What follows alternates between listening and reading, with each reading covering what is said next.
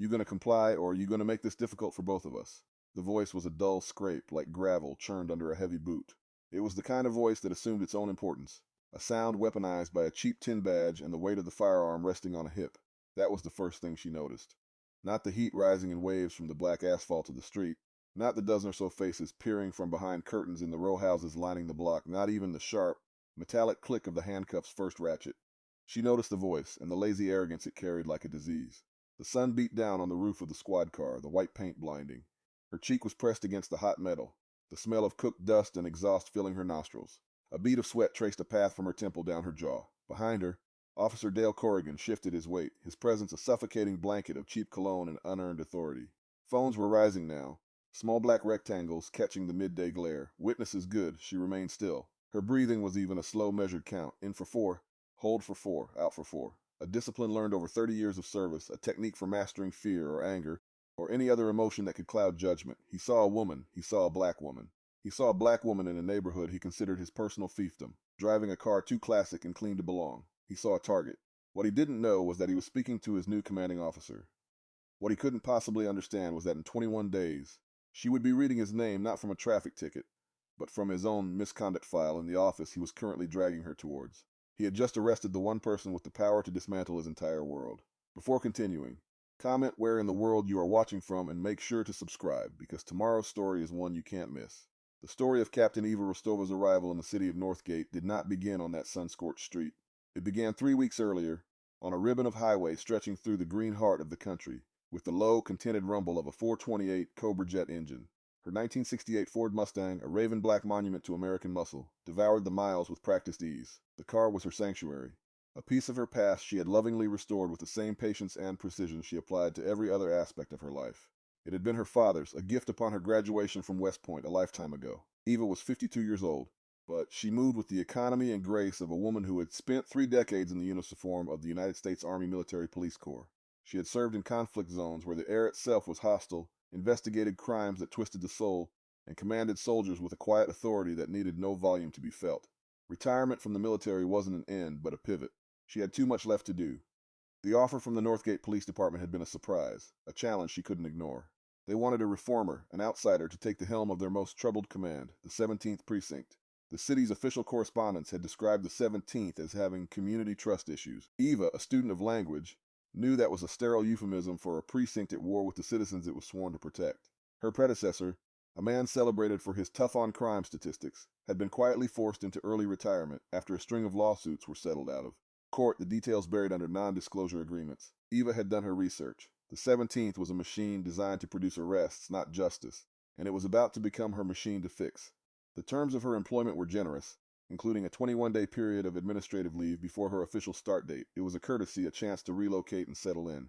Eva, however, saw it as something else, a gift. 21 days to observe, to listen, to understand the terrain of her new battlefield before she ever put on the uniform. She was not a woman who walked into a room unprepared. Her first stop was not a realtor's office or a moving van, but a quiet tree-lined street in a suburb that felt a world away from the grit of the 17. She parked the Mustang in front of a stately brick house, the kind with a porch swing and ancient oak trees that had witnessed generations. She cut the engine, and the ensuing silence was filled with the sound of cicadas buzzing in the late summer heat. She took a deep breath, the air thick with the smell of cut grass and blooming hydrangeas. This was her father's house. This was home base. She found him in his library, surrounded by the comforting scent of old paper, leather, and lemon oil. Retired Judge Marcus Rostova was a titan of a man. Even now, in his late 70s, his frame still formidable, his mind as sharp as the day he first took the bench. He was reading, a pair of glasses perched on the end of his nose. He looked up as she entered, and a slow, genuine smile spread across his face. He didn't stand. He didn't need to. Their bond was not one of ceremony. "Eva," he said, his voice a deep, resonant bass, "you made good time." "The roads were clear," she replied, her own voice softening in his presence. She moved to the massive oak desk that dominated the room. It was the same desk where he had taught her to play chess, where he had helped her with her homework, where he had reviewed the briefs that had defined his career. On its corner, resting on a small velvet cloth, was his judicial gavel. It was dark, polished wood, worn smooth by years of use. It was a symbol of the law, of its weight and its power. Eva picked it up, her fingers tracing the familiar lines. This was her ritual. "Heavy as ever," she murmured. "The responsibility it represents never gets lighter," he said, watching her.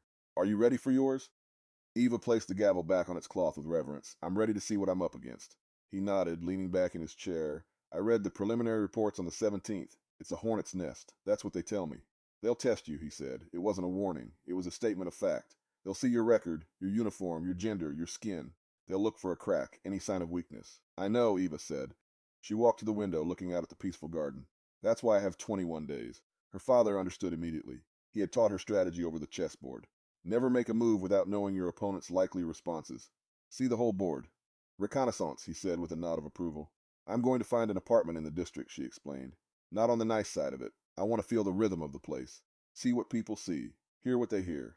I need to know what it feels like to be a citizen of the 17th Precinct before I become its commander. For the next hour they spoke, not just of policing and strategy, but of family. Of her mother, gone 10 years now, whose portrait hung over the fireplace, her eyes full of the same quiet strength Eva possessed. He asked about the Mustang, about her drive, about the small things that grounded a life. He was her anchor, the unmovable point from which she could venture out into the world's storms. As she was leaving, he placed a hand on her shoulder. It was a gesture heavy with love and unspoken pride. Remember what I always told you, he said. Show them, don't tell them, she recited the words of familiar creed. Exactly, he confirmed. Let them underestimate you. Let them believe whatever they want to believe. Their prejudice is a weakness. Use it, Eva smiled, a rare, full expression of warmth. Yes, sir. The first few days of her leave were spent in deliberate anonymity. She found a small, clean apartment on the third floor of a walk-up, right in the heart of the 17th. The building overlooked a busy thoroughfare, a river of humanity that flowed day and night. The sounds of the city, sirens, music, arguments, laughter, became the soundtrack to her days. She traded her tailored jackets for simple t-shirts and jeans. She walked the streets, bought groceries at the corner market, sat in the small park where old men played dominoes and drank coffee at the local diner. She observed, she saw the casual ballet of daily life. Kids walking to school, shopkeepers sweeping their sidewalks, the nods between neighbors. She also saw the other side. The nervous glances when a squad car cruised by. The way a group of teenagers on a corner would instinctively tense up. The palpable sense of a community under occupation. She saw patrol cars roll slowly past groups of black and brown men, windows down, eyes scanning with a predator's gaze. She saw stops for minor invisible infractions. A broken taillight that wasn't broken, a suspicious walk. She was learning the language of the precinct not from reports or statistics, but from the posture of the people who lived there. It was a language of weariness, of simmering resentment, of a deep and abiding exhaustion. This was the system Chief Brody and his predecessor had built. A machine that ran on suspicion and fed on minor offenses, grinding people down until they either broke or fled. Eva counted things. The number of seconds a patrol car lingered at an intersection. The number of times she saw a young man stopped and frisked for no discernible reason. 3 times in one afternoon. She felt the anger, a cold, hard knot in her stomach. She had learned a long time ago that anger was a fuel. You could let it burn you up, or you could refine it, store it, and use it to power the engine of change. She let herself feel it for exactly 5 minutes each evening. She would stand at her window, watch the red and blue lights paint the buildings across the street, and feel the righteous fury. Then she would close her eyes, breathe, and turn that feeling into resolve. The countdown continued. 18 days of leave remaining, 17, 16. On the morning of the 12th day, a Saturday bright with the promise of a beautiful afternoon, she decided to take the Mustang for a drive. She wanted to feel the wind, to clear her head with the sound of the engine. It was a mistake that would change everything. The sun was warm on her skin, the open window pulling the city's scents into the car. Street food, exhaust, the faint smell of the river. Eva drove with an easy confidence, her hands light on the wooden steering wheel. She wasn't going anywhere in particular, just tracing the arteries of her new domain. She turned onto a wide residential street called Sycamore Avenue. Tidy brick row houses stood shoulder to shoulder, their small front yards boasting bursts of late summer flowers. It was a proud street, a place where people took care of what little they had. It was also a street known for being a favorite hunting ground for the 17th Precinct's more proactive officers. She saw the patrol car in her rearview mirror a block after she made the turn. It was a standard-issue sedan, but it moved with a distinct predatory languor. It closed the distance between them, not quickly, but with a deliberate, menacing creep, filling her entire mirror. Eva's hands tightened on the wheel. She checked her speed, exactly 25 miles per hour, the posted limit. Her signals were used, her registration was current, she was a ghost, legally invisible, it didn't matter. The blue and red lights flashed, a sudden, violent slash of color in the bright day. There was no siren, just a silent, imperious command to pull over. Eva felt a familiar, cold weight settle in her gut, not from fear, from a deep, weary anger. She had seen this play out a dozen times in the last week, from a distance. Now the spotlight was on her. She signaled, pulled the Mustang smoothly to the curb, and killed the engine. The low rumble died, and the sudden silence was deafening. She placed her hands at 10 and 2 on the steering wheel, where they could be clearly seen. She watched in the mirror as the officer, a white man with a thick neck and the swagger of a high school bully, stepped out of his cruiser. That was the first thing she noticed about him, the walk. It was a performance, a strut meant to project dominance before a single word was spoken. His hand rested on the butt of his holstered pistol, a casual posture of intimidation. He took his time, scanning the interior of her car, his eyes lingering on her, then on the pristine condition of the classic vehicle. He arrived at her window, his shadow falling over her. She could smell his cologne, a sharp, cheap scent that failed to mask the faint odor of stale coffee. License registration. The words were clipped, devoid of any courtesy. Eva moved slowly, deliberately. She reached into the glove compartment, retrieved the leather pouch containing her documents, and passed them out the window. Here you are, officer. He took them without looking at her, his eyes fixed on the car's interior. He flipped through the documents. Eva Rostova, he said, mispronouncing her first name as Ava with intentional carelessness. This is a nice car. Thank you, Eva said, her voice even. You're a long way from home, he stated, glancing at the address on her license, which was still her old one. What are you doing in this part of town? The question hung in the air, thick with insinuation. What is a black woman like you doing with a car like this in a neighborhood like this? Eva had learned a long time ago that answering such questions was a trap. It legitimized them. I'm just out for a drive, officer, she said calmly. He smirked, a small, ugly twisting of his lips. You failed to signal your turn back there. 150 feet. That's the law. It was a lie. A clean, bald-faced lie. Eva had signaled. She always signaled. It was second nature, the ingrained discipline of a professional driver and a career officer. She had made the turn perfectly. He had been waiting, looking for any car, any driver that fit his profile. She was simply the one who had appeared. I believe I did signal, officer, she said, her tone respectful but firm.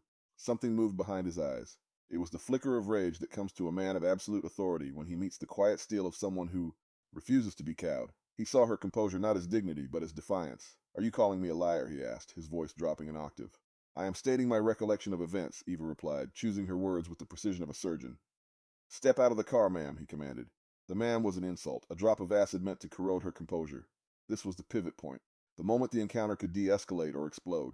Eva knew that her rights were being violated. She knew he had no legal basis for this order. She also knew that asserting those rights to a man like this, on this street, would be like throwing gasoline on a fire. The calculus was brutal. Comply and suffer the indignity, or resist and risk the violence. She made a split-second decision. Her mission was to understand the 17th precinct. This was now part of the lesson. She nodded. Okay, officer. Again she moved with slow, deliberate grace. She opened the door, swung her legs out, and stood up. She was tall, nearly his height, and she met his gaze without flinching.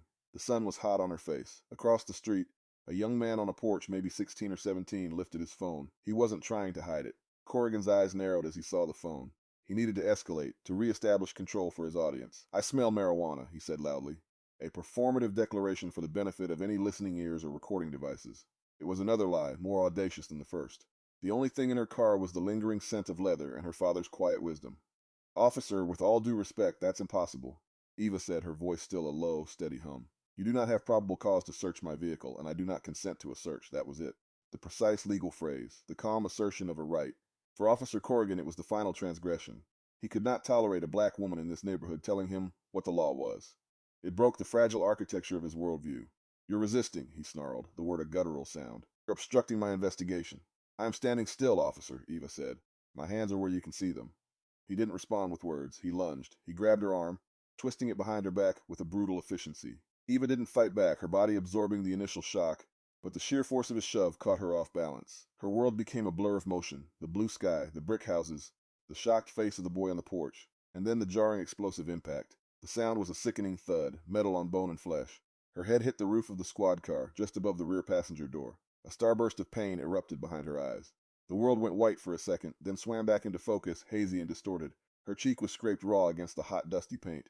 She could taste blood in her mouth. You gonna comply, he grunted, his knee pressing hard into the back of her thigh, or are you gonna make this difficult for both of us? The first click of the handcuffs bit into the flesh of her wrist. Then the second. They were cinched too tight, the metal cutting into her skin. Humiliation washed over her, hot and sharp. It was an acid, eating away at the layers of dignity and composure she had spent a lifetime building. For a moment, a pure primal rage threatened to consume her. The training of a soldier, the instinct to fight, to disable, to win. She crushed it. She let herself feel it for exactly 1 second. The blinding fury, the shame. Then she locked it away in a cold, dark vault in her mind. This was not a street fight. This was an evidence-gathering operation, and Officer Dale Corrigan was providing it in abundance. He was showing her exactly who he was, and she would believe him. From across the street, the small red light on the teenager's phone was a steady, unwavering eye, the witness. The ride to the 17th precinct was a study in practiced degradation. Corrigan didn't speak to her. He turned on the radio, blasting a rock station at a volume that made the car vibrate. He took corners too fast, letting her body slide and slam against the hard plastic of the back seat. Eva remained still, her eyes focused on the back of his head. She counted her breaths. She cataloged every detail: the time, the route, the number on the back of his seat, the crack in the plexiglass divider. Everything was data. The precinct was a squat, brutalist building of stained concrete and tinted windows, a fortress designed to keep the community out. Inside, the air was stale, thick with the smell of floor cleaner, sweat, and despair. Corrigan paraded her through the main bullpen, his hand firm on her arm. Heads lifted. Some officers smirked. Others looked away, their faces blank masks of cultivated indifference. This was the culture. Public humiliation was a tool of control. A message not just for the arrested, but for the entire precinct. See what we do to those who defy us. She was processed with a cold, bureaucratic indifference. Her personal effects were taken and dropped into a large plastic bag. Her fingerprints were taken, the ink smearing under the rough guidance of the booking officer. When they told her to stand for a mugshot, she straightened her back, lifted her chin, and stared directly into the camera lens. Her expression was not one of defiance or fear. It was one of profound, unshakable calm. It was the face of a woman who was not a victim, but a judge. They put her in a holding cell. The heavy metal door clanged shut, the sound echoing in the small concrete box. The cell was filthy. A thin, stained mattress lay on a concrete slab. The toilet in the corner emanated a foul stench. Eva stood in the center of the cell for a long moment. The adrenaline from the arrest was beginning to fade, leaving behind a deep, throbbing ache in her head and a sharper pain in her wrists where the cuffs had been. She let herself feel it, the anger, the humiliation, the raw, undiluted fury at the injustice of it all. She gave it 10 minutes. She closed her eyes and let the waves of emotion wash over her, acknowledging each one. The sting of her scraped cheek, the metallic taste of blood, the image of Corrigan's smirking face. She let the fire burn, hot and clean. Then, just as she had planned, she took a deep, cleansing breath and began to think. She began to plan. The clock was ticking. 19 days of leave remaining. An hour later, the cell door opened. A new officer stood there, a man with a tired face and a sergeant's stripes on his sleeve. "Sergeant Miller wants to see you." Sergeant Miller's office was small and cluttered, a testament to a man overwhelmed by paperwork or simply unconcerned with appearances. Miller himself was a man in his late 40s, with thinning hair and a paunch that strained the buttons of his uniform shirt. He was the mid-level protector, the cog in the machine that ensured the gears kept grinding smoothly. He sat behind his desk, a file open in front of him. It was Corrigan's report, a work of fiction. He didn't invite Eva to sit. He gestured to the chair opposite his desk with a flick of his pen. "Have a seat," he said, his tone bored. Eva sat, her posture perfect, her hands folded in her lap. "I've been reviewing Officer Corrigan's report of your arrest." Miller began, not looking at her. "Traffic violation, failure to comply, resisting arrest. Says you became belligerent." He finally looked up, his eyes small and assessing. "You don't look belligerent." "I was not belligerent, Sergeant," Eva said, her voice quiet but carrying the weight of absolute truth. "I was assaulted and falsely arrested. I would like to file a formal complaint against Officer Corrigan." Miller sighed, a theatrical display of exasperation. "Ma'am, Officer Corrigan is one of my best officers. He has a perfect record. He says you were uncooperative from the start. He says he smelled marijuana. His report is very thorough." "His report is a fabrication," Eva stated flatly. "Every material claim in it is false. I was not speeding. I signaled my turn. There were no drugs in my vehicle. He assaulted me without provocation." Miller leaned back, crossing his arms over his chest. He was moving from bored bureaucrat to dismissive gatekeeper. This was his role, to protect his men, to quash complaints, to make problems like her go away. "Look," he said, his voice taking on a patronizing edge. "It's your word against a decorated officer of the law. He had his body camera on. It will corroborate his account." Another lie. Eva knew Corrigan hadn't activated his camera. He had performed for the bystander's phone, but he would never have documented his own misconduct. It was a bluff, designed to intimidate her into dropping the matter. "Then I'm sure the footage will be very illuminating," Eva said, calling his bluff without raising her voice. "I would like a copy of that footage, along with his complete, unredacted incident report." Miller's eyes tightened. She wasn't behaving like the usual complainants. She wasn't crying or yelling. She was speaking with a strange, unnerving precision. She knew the language. "You can file a request through the proper channels after your arraignment," he said dismissively. He stood up, a clear signal that the meeting was over. "Frankly, it looks like a clean stop to me." He walked her to the door of his office. As she stepped out, he added one final comment, his voice low and laced with venom. "You people always want to make it about race. Sometimes. You just broke the law. You people." The words landed with the force of a physical blow, more painful than the slam against the car. It was the casual contempt, the lazy poison of a man so secure in his prejudice that he could deploy it without a second thought. That was the real engine of the 17th Precinct. Not law, not order, just that. They released her 2 hours later. The resisting charge was on the books. So was the traffic violation. Her Mustang, her father's car, had been impounded. The cost to retrieve it would be hundreds of dollars. It was all part of the machine. The punishment wasn't just the arrest. It was the 1,000 cuts of the bureaucracy that followed, designed to bleed you of time, money, and hope. Eva walked out of the precinct and into the late afternoon sun. The city seemed louder, harsher. She stood on the steps for a moment, her personal effects in a plastic bag in her hand. She felt the weight of dozens of eyes from the windows above. She was just another body processed by the system, another statistic for their monthly report. She turned her face to the sun, took a deep breath, and started walking. She didn't look back. She didn't need to. She would be back. Not as a victim, but as the reckoning. Eva didn't go back to her apartment. Not yet. She took a cab, the driver, a man from Haiti who spoke in hurried, anxious sentences about the difficulties of making a living. He didn't ask what had happened to her, but he saw the scrape on her cheek and the exhaustion in her eyes, and he drove with a gentle quietness. She gave him the address for Sycamore Avenue. Returning to the scene of the crime was a critical first step. She needed to anchor the memory, to strip it of its emotional power and turn it into a tactical map. The cab dropped her at the corner. The street was quieter now, sinking into the golden light of early evening. The air was cooler. The chalk outlines where her Mustang had been parked were already fading. She stood on the sidewalk, replaying the entire incident in her mind, but this time from a detached, analytical perspective. Position of Corrigan's cruiser, angle of the sun, location of the houses with watching eyes, and most importantly, the porch. The porch where the boy with the phone had been sitting. She walked across the street, her steps measured. The house was identical to its neighbors, but it felt different now. It was a point on a map, a place of significance. A young man was sitting on the top step, the same one from before. He was idly scrolling through his phone, but his posture was tense. He looked up as she approached, his eyes wide with a mixture of fear and recognition. He looked like he was about to bolt. "It's okay," Eva said, her voice soft. She stopped at the bottom of his steps, keeping a respectful distance. She didn't want to crowd him, to seem like another authority figure demanding something. "I'm not here to cause any trouble."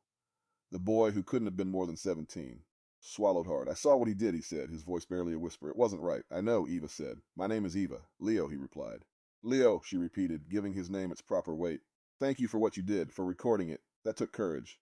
Leo looked down at his worn sneakers. "Everyone sees it, all the time. No one ever does anything." "You did something," Eva corrected him gently. "You became a witness." He looked back up, his expression uncertain. "The cops saw me. He gave me this look. My mom is scared. She wants me to delete it." Eva nodded. She understood the fear completely. It was a rational response to an irrational system.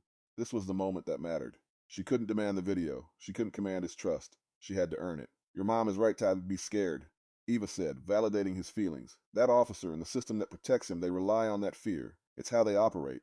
They want you to delete it. They expect you to." She took a small step closer. "Leo, I am not a police officer. I am not a lawyer. Right now, I am just a citizen, the same as you. But I am putting together a case against that officer, a real one that he can't escape. And your video is the most important piece of it." She paused, letting her words sink in. "I'm not going to ask you for it. Not right now. Because if you give it to me, they might try to pressure you or your family. I can't let that happen. So I'm going to ask you to do something much harder." Leo leaned forward, listening intently. "I need you to hold on to it," Eva said. "Keep it safe. Back it up to the cloud, email it to yourself, put it on a flash drive, and give it to someone you trust. Make it impossible to lose. But do not post it. Do not show it to anyone. Not yet. The timing has to be perfect. If they know it exists, they'll start building their defense, creating their lies. We can't give them a head start." She looked him directly in the eye, her gaze steady and full of a strength he had never seen before. "I am going to dismantle the machine that did this to me and to so many others. But I need you to trust me. Can you do that, Leo? Can you hold that evidence and trust the process?" Leo stared at her for a long time. He saw the scrape on her face, the quiet dignity in her posture. He saw someone who wasn't broken by what had happened, but forged by it. He had seen victims before. This woman was not a victim. She was a weapon waiting to be fired. He gave a single firm nod. "Yeah," he said, his voice finding a new resolve. "I can do that." "Good," Eva said with a small, grateful smile. "Now there's one more thing you can help me with. I hear there's a woman in this neighborhood who keeps track of things." "A Mrs. Vance?" Leo's face lit up with understanding. "You need to see Mrs. Eleanor," he said. "She knows everything. She's been waiting for someone like you." Mrs. Eleanor Vance lived 3 blocks away in a small, immaculate house that seemed to hum with a quiet, powerful energy. The garden was a riot of color, and the brass knocker on the front door shone brightly. When Eva knocked, the door was opened by a woman who looked to be in her late 80s, her back straight as a soldier's, her eyes sharp and missing nothing. She was the elder, the matriarch, the living memory of the community. "You must be the woman with the Mustang," Mrs. Vance said. "It wasn't a question. Leo called me, said you were coming, said you were different." She held the door open. "Well, come in. Don't let the flies in." The inside of her house was not what Eva expected. It was less a home and more an archive. Bookshelves overflowed not just with books, but with binders, folders, and carefully labeled document boxes. The living room was dominated by a large dining table covered in newspaper clippings, photographs, and what looked like legal documents. It was the command center of a lifelong resistance. Mrs. Vance gestured to a chair. "Tea, please," Eva said, taking in the sheer volume of information surrounding her. As Mrs. Vance moved to the kitchen, her movement slow but sure, Eva walked along the shelves. The box labels told a story of decades of struggle. Precinct complaints, 1980s. Police brutality cases, 1990-2000. Filed and ignored Miller, and then a box that made her breath catch. Corrigan. Mrs. Vance returned with 2 steaming mugs. I started when my husband Joseph was arrested in 1978, she said, her voice a low melodic hum. They said he fit a description. He was a deacon at our church. They broke his arm. The case went nowhere. So I started writing things down. Names, dates, badge numbers. I thought if I couldn't get justice, I could at least keep a record of the injustice. A testament. She sat down opposite Eva, her hands wrapped around her mug. Over the years, people started coming to me.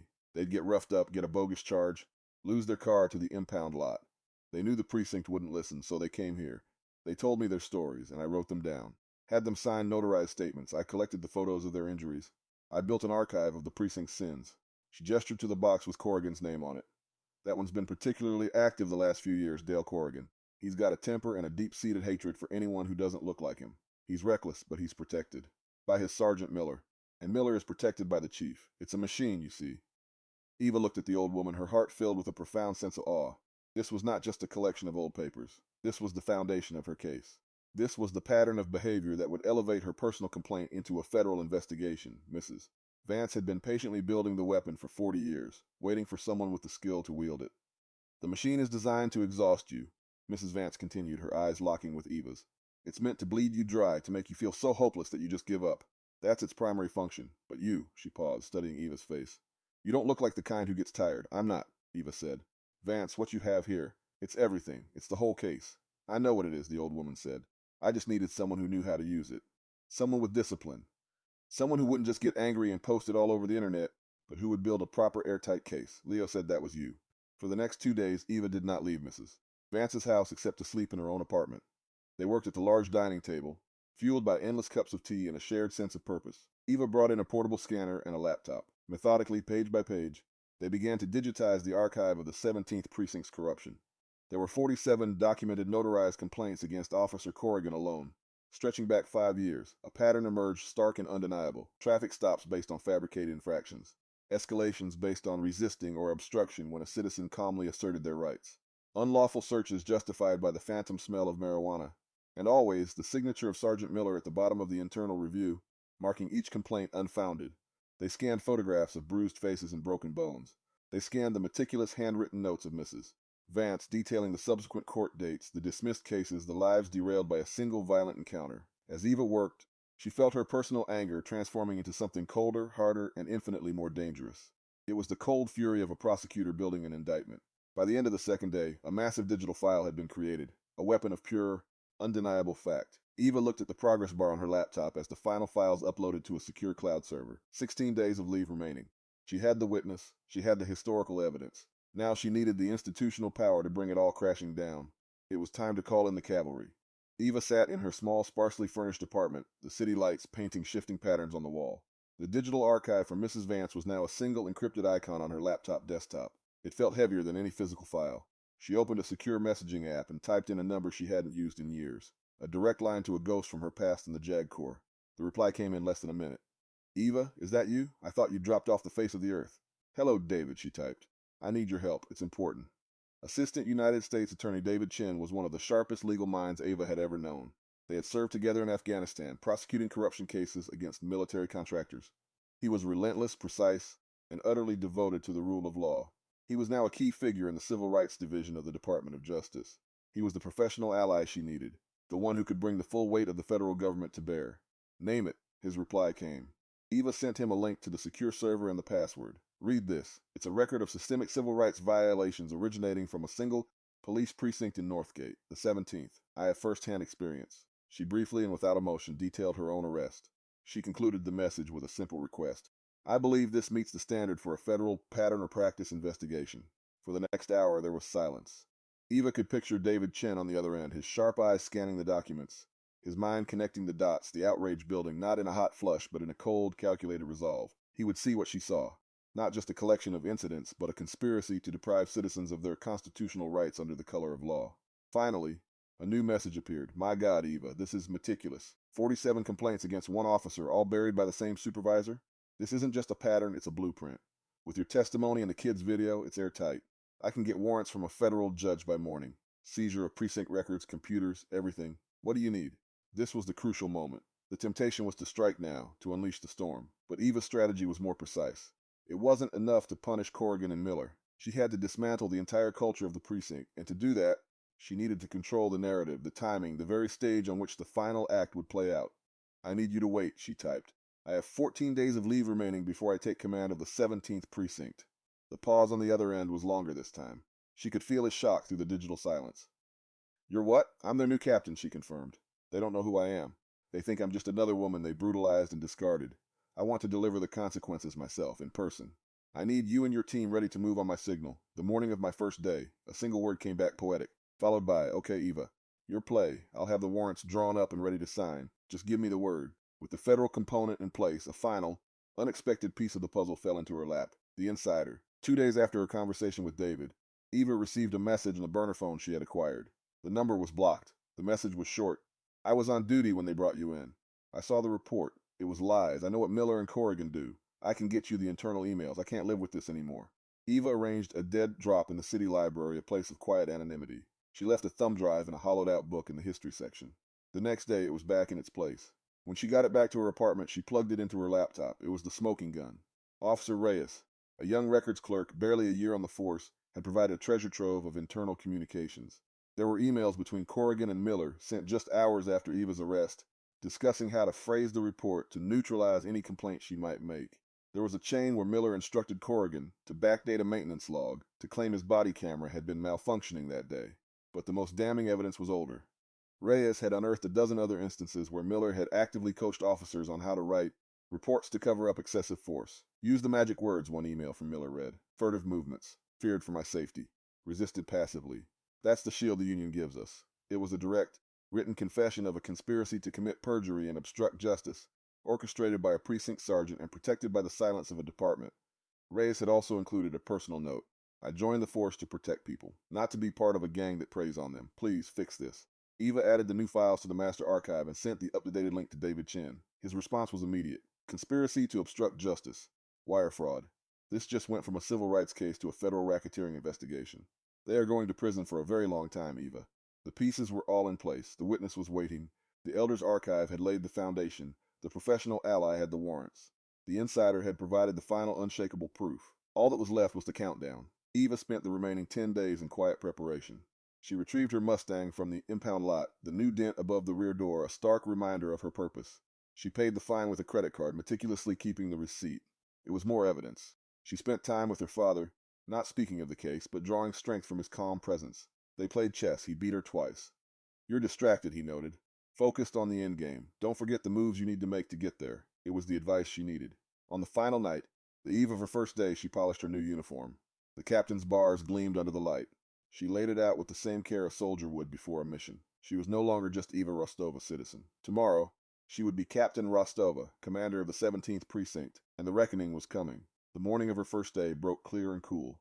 The city was washed in the soft, promising light of a new dawn. Eva's first stop was not the precinct, but City Hall.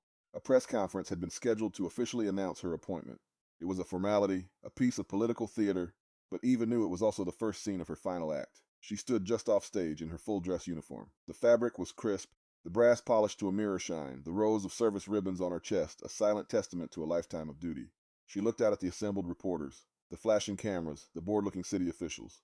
Chief of Police Michael Brody was at the podium, a man with a politician's smile and the vacant eyes of someone who had long ago traded conviction for ambition. He was the systemic enabler, the man who had presided over the rot in the 17th, content as long as the arrest numbers looked good and the lawsuits stayed quiet.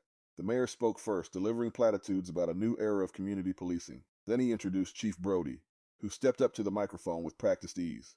"It is my distinct honor," Brody began, his voice smooth and confident, "to introduce the next captain of the 17th Precinct, a trailblazer with a decorated 30-year career in the Army's military police corps. She is a leader who understands both tactics and community, and she is the right person to lead the 17th into a brighter future." He gestured towards her. "Please join me in welcoming Captain Eva Rostova." Eva walked onto the stage, her face composed, her gait steady.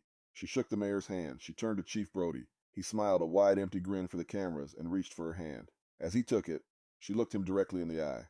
For a fleeting second, she saw a flicker of something in his expression, a vague, searching curiosity. Had they met before?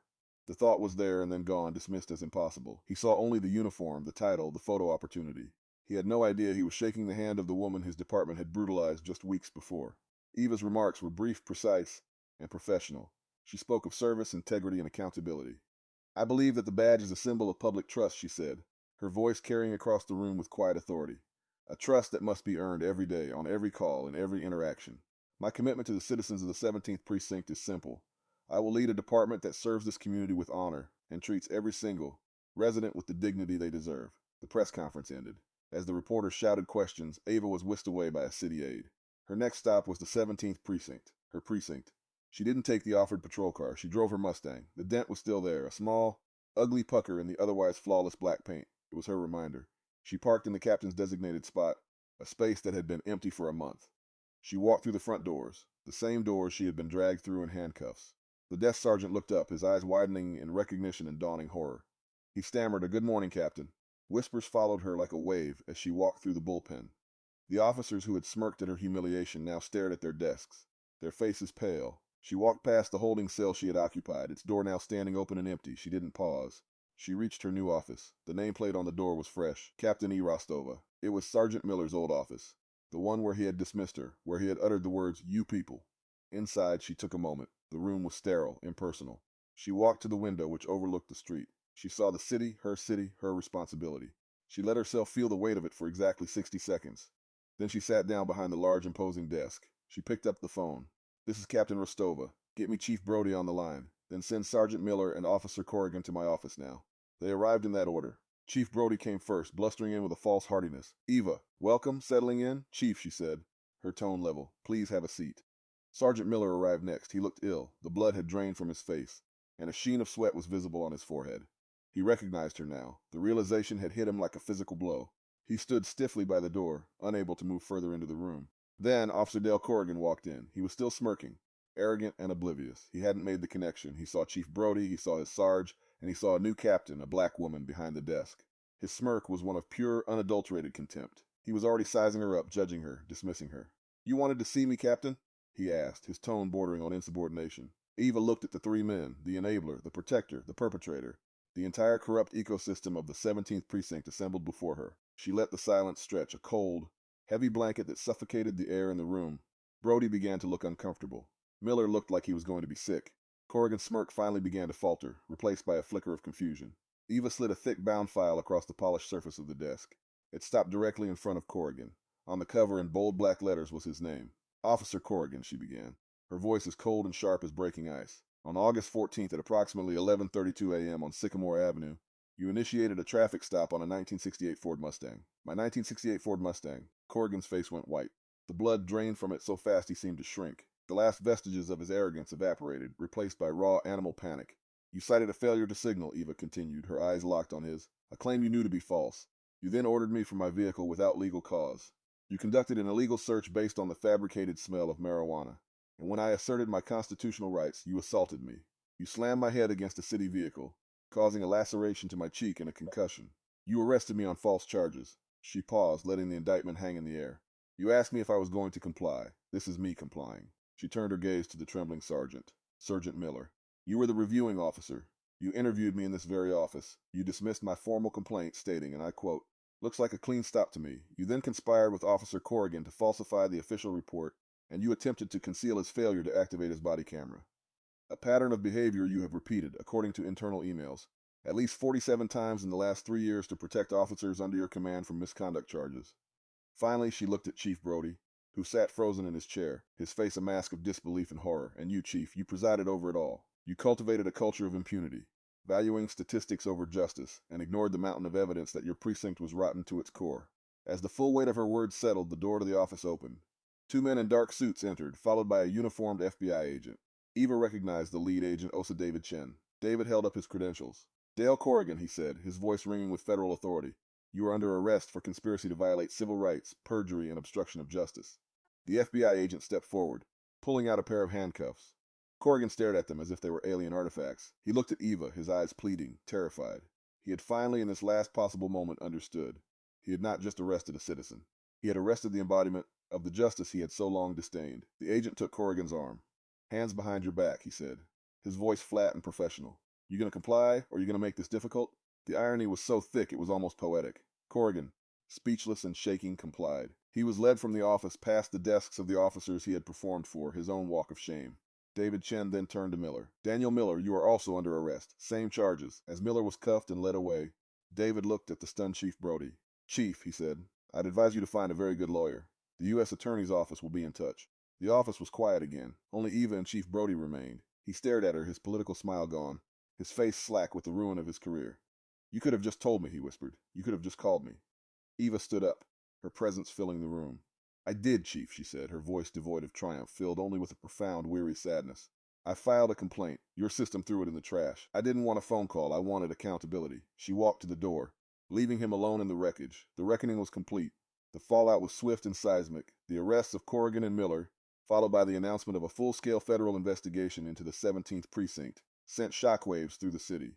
Chief Brody tendered his resignation less than 24 hours later, a disgraced footnote in a story of systemic failure. The mayor, desperate to get ahead of the scandal, publicly pledged his full support for Captain Rostova and the sweeping reforms she proposed. A federal consent decree, which Eva had helped David Chen's team draft in the preceding days, was put in place. It mandated new use-of-force policies, a complete overhaul of the citizen complaint process, and the implementation of an early warning system to identify problematic officers, a system based on the meticulous record-keeping of Mrs. Eleanor Vance. Eva was not just the captain. She was now the chief architect of the precinct's reconstruction. Her first official act was to promote Officer Reyes, the insider who had risked his career to expose the truth. Eva created a new position for him, an integrity control officer, working directly under her command, tasked with auditing reports and ensuring procedural justice. He was the first brick in the new foundation. A week later, Eva held a community meeting in the gymnasium of the local high school. The room was packed. The air was thick with decades of skepticism and distrust. Eva didn't stand at a podium. She stood in the center of the room, holding a single microphone. She didn't make promises. She outlined a plan. She introduced a new civilian oversight board, a body with real power to investigate and recommend discipline. Its first appointed chair, to a roar of applause, was Mrs. Eleanor Vance. After the meeting, Eva found Leo, who was standing in the back with his mother. He looked different, taller, somehow. The fear was gone from his eyes, replaced by a quiet pride. Your video was the key, Leo, Eva told him. It was the objective truth that no one could deny. I just held my phone up, he said, shrugging. No, Eva corrected him. You held up a mirror, and you forced them to see what they had become.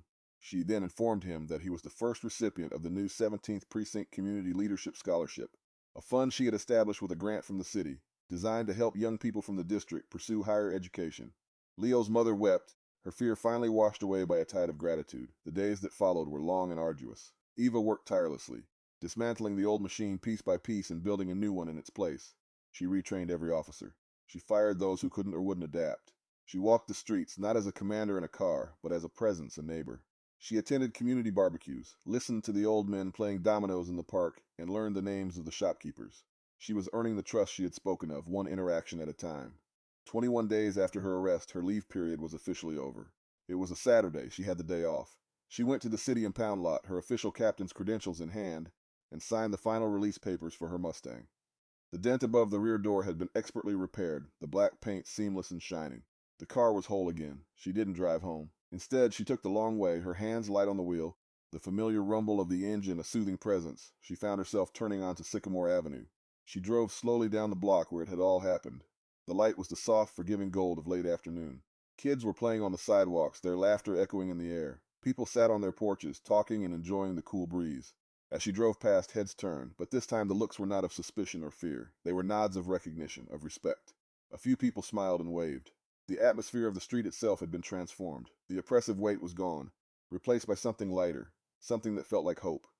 Eva pulled the Mustang to the curb, in the exact spot where she had been arrested. She cut the engine and just sat for a moment, listening to the sounds of the neighborhood, the sounds of a community beginning to heal. She got out of the car and leaned against the warm fender, the metal smooth under her hands. She took a deep breath of the evening air. It smelled of cut grass and barbecue smoke. It smelled of peace. She pulled out her phone and dialed a familiar number. "Dad," she said when he answered. "Eva," his deep voice replied. "How was your first week?" She smiled, a genuine, tired, contented smile. "It's done," she said softly. "The foundation is laid." There was a pause on the other end, and she could hear the pride swelling in the silence. "I knew you could do it," he said. "You didn't just tell them, Eva." "Yes, sir," she said, her eyes tracing the line of the rooftops against the violet sky. "I did." She ended the call and stood there for a long time. Just her and the car and the quiet street, the quiet after the storm. The work was far from over, but it had begun. A reckoning had been delivered, not with rage but with precision, and justice, after a long and patient wait, had finally begun to put down roots in the hard soil of the 17th Precinct. If you enjoyed the story, Leave a like to support my channel and subscribe so that you do not miss out on the next one. On the screen, I have picked two special stories just for you. Have a wonderful day.